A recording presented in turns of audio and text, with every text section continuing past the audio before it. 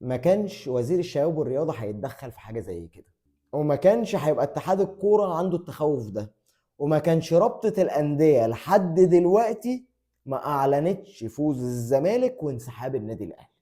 لحد اللحظه اللي بكلمكم فيها دي اللائحه بتقول ان النادي اللي ما بيحضرش يعتبر منسحب، مهزوم بنتيجه 3-0، والمباراه بتاعته ملغيه وهينزل عليه غرامات، وكمان في اخر الجدول او في اخر مع اخر مباراه في الدوري هيتخصم منه 6 نقاط.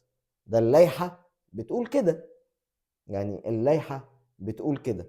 بس هل اللائحه دي ينفع ان هي تتطبق في الحاله بتاعتنا؟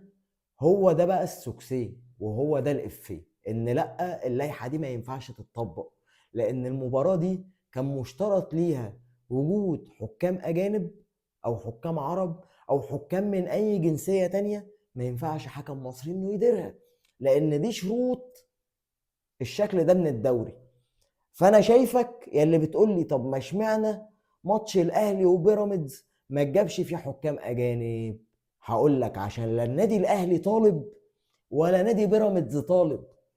مفيش نادي منهم اعترض على وجود حكام مصريين، لكن النادي الاهلي تقدم بطلب بحكام اجانب لمباراة الزمالك، وعلى هذا الاساس رابطة الاندية تقدمت بطلب لاتحاد الكورة، لان هو الجهة المسؤولة عن استقدام حكام اجانب والتواصل مع اتحادات كرة القدم العالمية انه يجيب حكام. فاتحاد الكرة عمل ايه؟ راح مخبي الجواب في الدرج، زي ما خبوا جواب ماتش الاهلي والوداد بتاع دوري ابطال افريقيا 2022 في الدرج. وطبعا ده كان بقيادة مين؟ كان بقيادة يعني سيء الذكر الاستاذ جمال علام. فبنفس الفكر قالوا كده، وراحوا مطلعين بيان يوم الاثنين الساعة 10 بالليل: والله يا جماعة حاولنا وما عرفناش، جربنا وما نفعش، الماتش هيتلعب بكرة رسمي بحكام مصريين.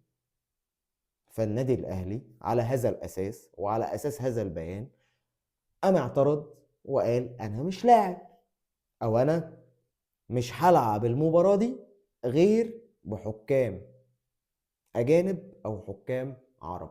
دي القصة الكاملة.